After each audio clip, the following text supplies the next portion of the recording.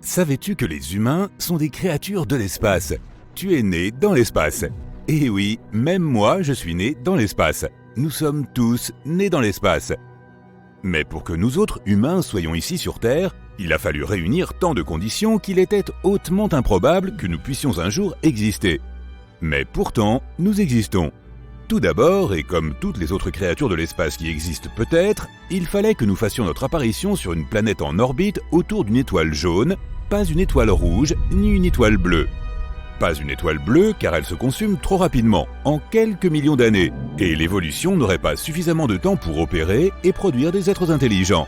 Les étoiles bleues ont aussi une fâcheuse tendance à grossir et à devenir rouges, quand elles s'effondrent et explosent. Il est donc très improbable qu'une civilisation puisse se développer autour d'une étoile bleue. Le voisinage des étoiles rouges, qui sont de loin les étoiles les plus nombreuses, ne présente pas non plus les conditions idéales au développement d'une civilisation intelligente. Une étoile rouge est si froide et si peu brillante qu'il faudrait que la planète candidate se trouve sur une orbite extrêmement rapprochée, ce qui l'exposerait malheureusement à des rayons X d'une intensité fatale. Donc, bien que les étoiles rouges soient les plus nombreuses et qu'un grand nombre de planètes gravitent autour d'elles, elles ne sont absolument pas susceptibles d'accueillir une forme de vie intelligente et civilisée comme la nôtre. Il reste donc les étoiles jaunes, soit environ 10% de la totalité des étoiles. Cependant, une condition capitale doit être remplie avant qu'on puisse même envisager la possibilité d'un tel développement. Il faut encore que l'astre soit une étoile de troisième génération. Seules les étoiles de troisième génération contiennent une diversité chimique suffisante pour assurer la survie des formes de vie avancées. Chaque fois qu'une étoile explose, des éléments lourds et complexes sont générés. L'explosion expulse ces éléments qui trouvent leur chemin vers une nébuleuse. La gravité au sein de la nébuleuse forme ensuite progressivement la prochaine génération d'étoiles, et ainsi de suite. Notre corps a besoin de calcium pour son squelette et ses dents. Notre cerveau a besoin de zinc pour que les signaux électrochimiques qui nous font bouger, sentir et penser soient créés. Notre sang a besoin de fer. Pour toutes ces raisons et bien d'autres, nos corps avaient donc besoin d'une étoile jaune de troisième génération pour exister. Étonnamment, tous les différents éléments de l'univers, la totalité des 94 éléments naturels, de l'hydrogène au plutonium, se trouvent sur Terre. C'est peut-être pour cela que nous sommes là. Et nous pouvons remercier notre Soleil, cette naine jaune de troisième génération. Pourquoi jaune? Parce que les étoiles jaunes brûlent de façon très régulière, par fusion nucléaire, sans que leur luminosité ne change de façon significative sur des milliards d'années. Si notre Soleil devenait seulement 6% plus brillant ou moins brillant, la Terre deviendrait trop chaude ou trop froide et la civilisation disparaîtrait.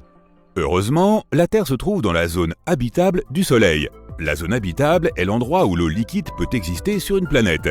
Mais cela nous amène à la deuxième condition nécessaire pour que la vie intelligente puisse voir le jour dans l'espace. La planète elle-même. Des études récentes, menées grâce au télescope Kepler, ont montré qu'un quart de toutes les étoiles naines jaunes pourraient abriter des planètes semblables à la Terre dans leur zone habitable. Ce chiffre est quelque peu discutable. Et il est possible qu'il se réduise en réalité à une seule naine jaune sur 33.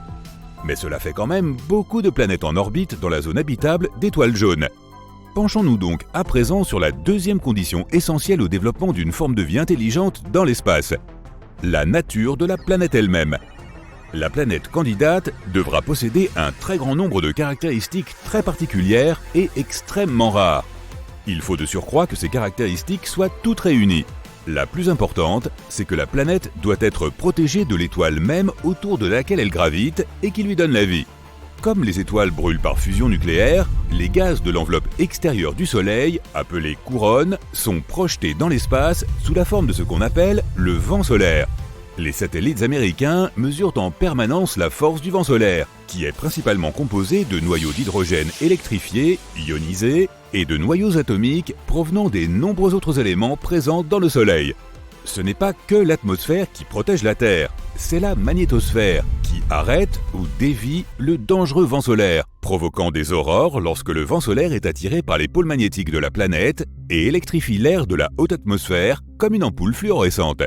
Sans magnétosphère, toute planète, même celle qui se trouve dans les zones habitables, serait grillée par une pluie constante de noyaux d'hydrogène ionisés provenant de son étoile. Une planète abritant la vie doit avoir une magnétosphère suffisamment forte pour dévier le vent solaire. Toutes les planètes de notre système solaire ne possèdent pas une magnétosphère. Les planètes géantes gazeuses, Jupiter, Saturne, Uranus et Neptune, ont des magnétosphères, mais les planètes gazeuses ne peuvent pas abriter de civilisation. Parmi les mondes solides, seuls la Terre et Mercure ont des magnétosphères, mais Mercure est trop proche du Soleil pour être protégé contre le vent solaire. La Terre possède un autre bouclier qui la protège du Soleil, c'est son atmosphère. L'atmosphère a une épaisseur d'environ 483 km, mais elle est en grande partie concentrée dans un rayon de 16 km autour de la surface de la Terre. L'atmosphère protège la vie sur Terre des rayons ultraviolets, UV et des rayons X du Soleil. Son gaz, l'ozone, qui est constitué de 3 atomes d'oxygène liés en une grande molécule présente dans la haute atmosphère, empêche la plupart des rayons UV du Soleil d'atteindre la surface. La planète Mars, dont l'atmosphère est 1000 fois plus rare que celle de la Terre, n'a pas d'ozone, et les émissions d'ultraviolets du Soleil ont totalement irradié sa surface. Une planète doit être capable de stopper le rayonnement UV de son étoile. La composition spécifique de l'atmosphère est donc essentielle pour qu'une planète puisse abriter une civilisation intelligente.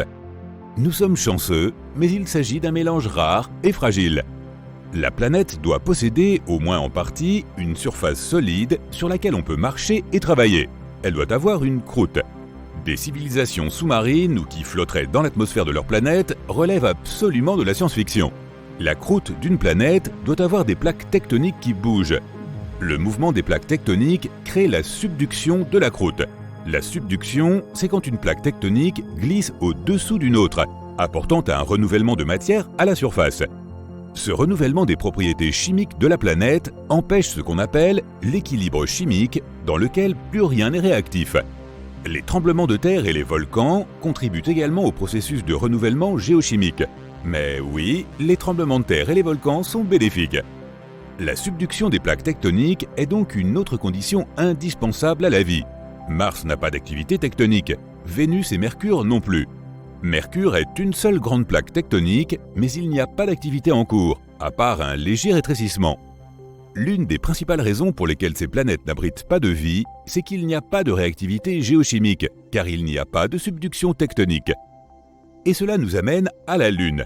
Oui, la Lune. Affirmer que la Lune assure notre survie te semblera peut-être bien capillotracté, mais la contribution de la Lune à la vie sur Terre est essentielle. Tout d'abord, la gravité de la Lune, lorsqu'elle se déplace dans l'espace avec la Terre, ne fait pas que provoquer le flux et le reflux des marées océaniques. Elle aide aussi la Terre dans sa rotation à remuer le magma qui se trouve en son sein. Le mouvement du magma à l'intérieur de la Terre, avec sa forte teneur en métaux, contribue au renouvellement de la magnétosphère de la Terre. La Lune nous protège donc dans l'espace en faisant de notre planète une géodynamo, génératrice de magnétisme. La Lune est le plus gros satellite du système solaire par rapport à la taille de la planète autour de laquelle elle orbite. De nombreuses personnes considèrent que le couple Terre-Lune est un système de planètes doubles, mais ça, c'est un autre sujet. Une autre chose que fait la Lune pour préserver la vie sur Terre est de maintenir la stabilité de notre cher globe. Comme la Lune est en état de verrouillage gravitationnel par rapport à la Terre, elle agit un peu comme la perche d'un équilibriste. Par conséquent, la Terre n'oscille pas beaucoup comparée aux autres planètes. Cette oscillation est appelée libration. Si la Terre oscillait autant que Mars ou Saturne, non seulement notre météo serait complètement chaotique, mais l'agriculture serait peut-être impossible. Ces circonstances astronomiques rares, ou peut-être uniques, se conjuguent pour rendre la Terre habitable pour l'humanité. Il y a de nombreux autres facteurs non astronomiques, comme les facteurs évolutifs, biologiques et chimiques nécessaires à l'existence de la vie sur Terre. Les probabilités ou improbabilités se multiplient. Tout bien considéré, nous avons beaucoup de chance d'être ici. En fait, nous sommes tellement chanceux que nous avons peut-être touché le jackpot. En considérant tout cela, il semble extrêmement incertain que cette perfection se répète ailleurs dans l'univers.